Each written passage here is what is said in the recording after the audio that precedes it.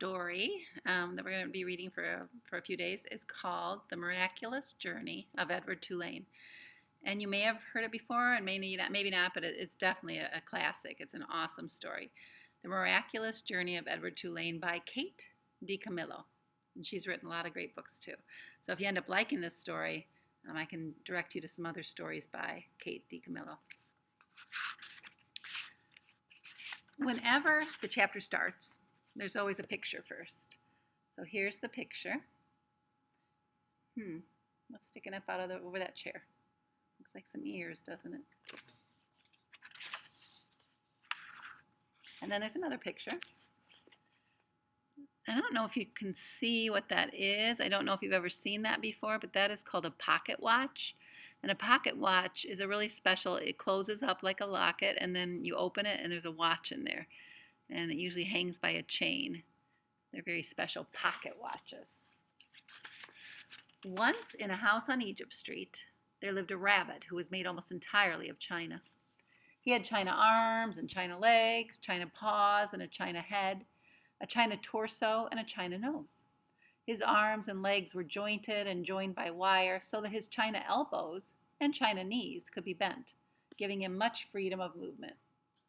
His ears were made of real rabbit fur, and beneath the fur there were strong, bendable wires, which allowed the ears to be arranged into poses that reflected the rabbit's mood.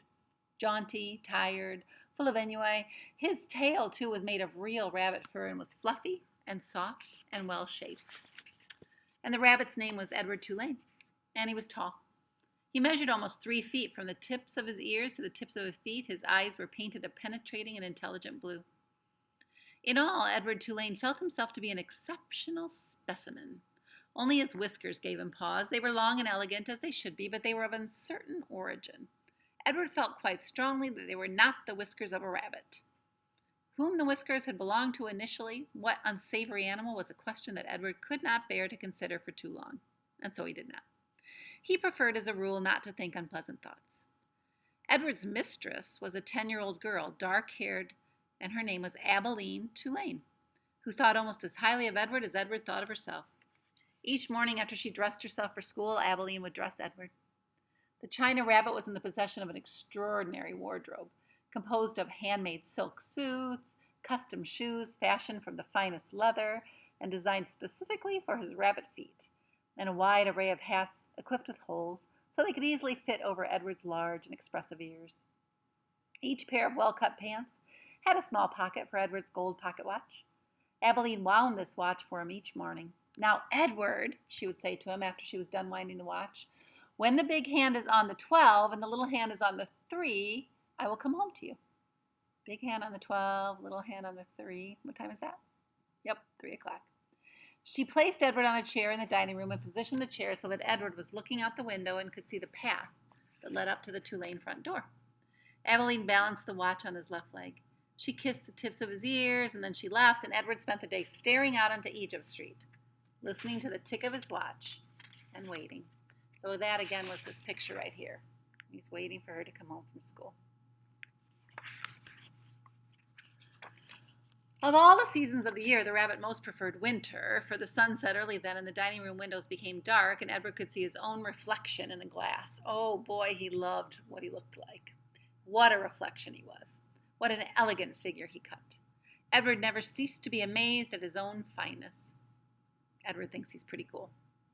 In the evening, Edward sat at the dining room table with the other members of the Tulane family, Abilene, her mother and father, and Abilene's grandmother, who was called Pellegrina. True, Edward's ears barely cleared the tabletop, and true also, he spent the duration of the meal staring straight ahead at nothing but the bright and blinding white of the tablecloth. But he was there, a rabbit at the table. Abilene's parents found it charming that Abilene considered Edward real, and that she sometimes requested that a phrase or story be repeated, because Edward had not heard it. "Papa," Abilene would say, "I'm afraid that Edward did not hear the last part that you just said." And Abilene's father would then turn in the direction of Edward's ears and speak slowly, repeating what he had just said for the benefit of the china rabbit. And Edward pretended, out of courtesy to Abilene, to listen, but in truth, he was not very interested in what people had to say. And also, he did not care for Abilene's parents and their condescending manner toward him. All adults, in fact, condescended to him. So he feels like adults talk down to him because he's just a China rabbit. Only Aveline's grandmother spoke to him as Aveline did, as one equal to another. Pellegrina was very old. She had a large, sharp nose and bright black eyes that shone like dark stars. It was Pellegrina who was responsible for Edward's existence. It was she who had commissioned his making, she who had ordered his silk suits and his pocket watch, his jaunty hats and his bendable ears, his fine leather shoes and his jointed arms and legs, all from a master craftsman in her native France. And it was Pellegrina who had given him as a gift to Aveline on her 7th birthday. And it was Pellegrina who came in each night to tuck Aveline into her bed and Edward into his.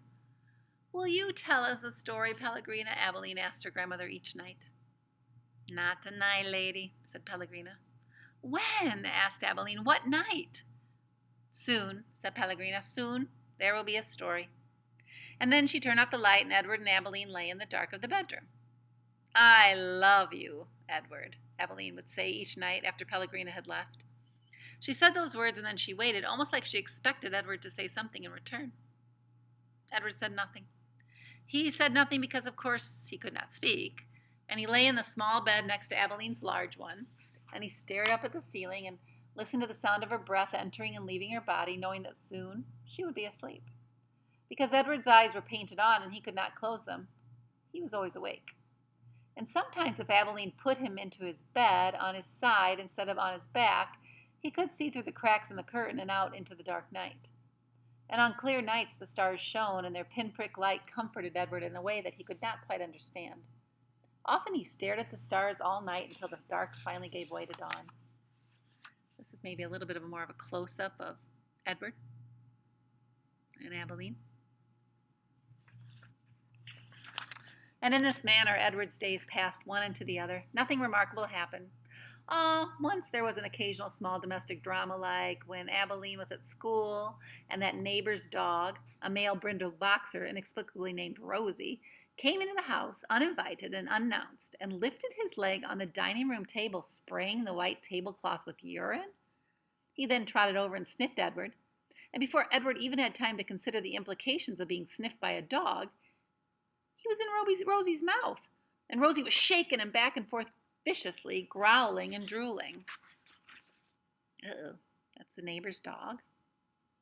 Not treating Edward very nicely.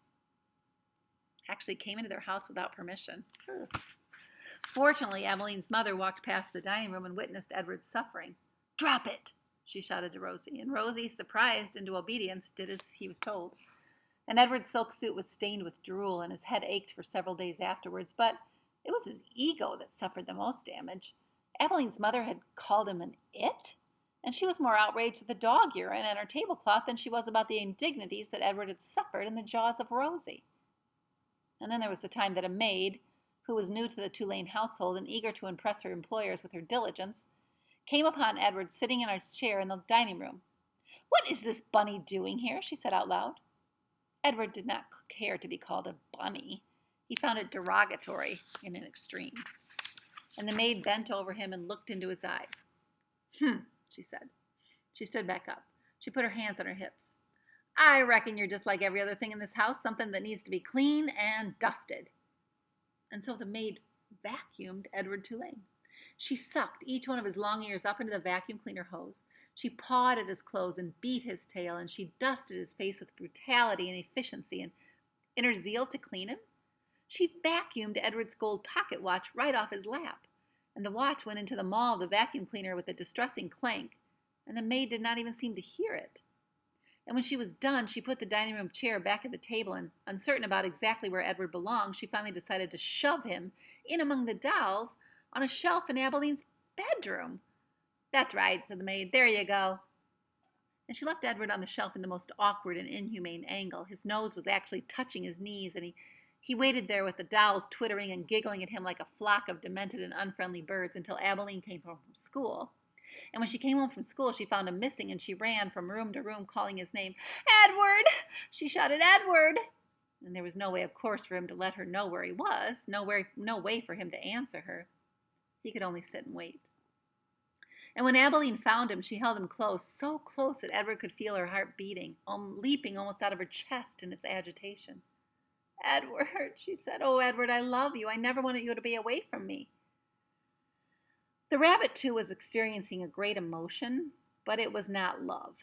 It was annoyance that he had been so mightily inconvenienced, that he had been handled by the maid as cavalierly as an inhumane object, a serving bowl or a teapot. The only satisfaction that to be had from the whole affair was that the new maid was fired immediately. Edward's pocket watch was located later, deep within the bowels of the vacuum cleaner, dented, but still in working condition. It was returned to him by Abeline's father, who presented it with a mocking bow. "Sir Edward," he said, "your timepiece, I believe." The Rosie affair and the vacuum cleaner incident, those were the great dramas of Edward's life until the night of Abeline's 11th birthday, when at the dinner table, as the cake was being served, the ship was mentioned. So this is the dinner table. It's a very fancy dinner table. So one thing about Edward that you must know is he does not feel emotion. So he doesn't feel happy or sad or love or caring. He doesn't have that ability right now, and he is loved. He's very loved by Abilene, but he doesn't have that feeling back to her, even though she loves him so much. "We are going to go on the Queen Mary," said Abeline's father, "and you and your mama and I shall sail all the way to London." The Queen Mary is this huge ship. It looked a lot like the Titanic, kind of, if you've ever seen pictures of that. And they were going to sail from the United States over to London, England.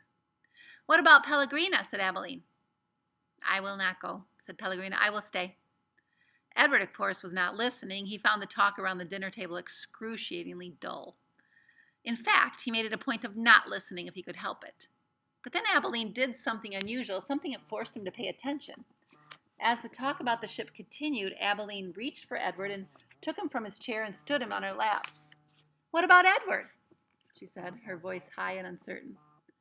"What about him, darling?" said her mother. "Will Edward be sailing on the Queen Mary with us?"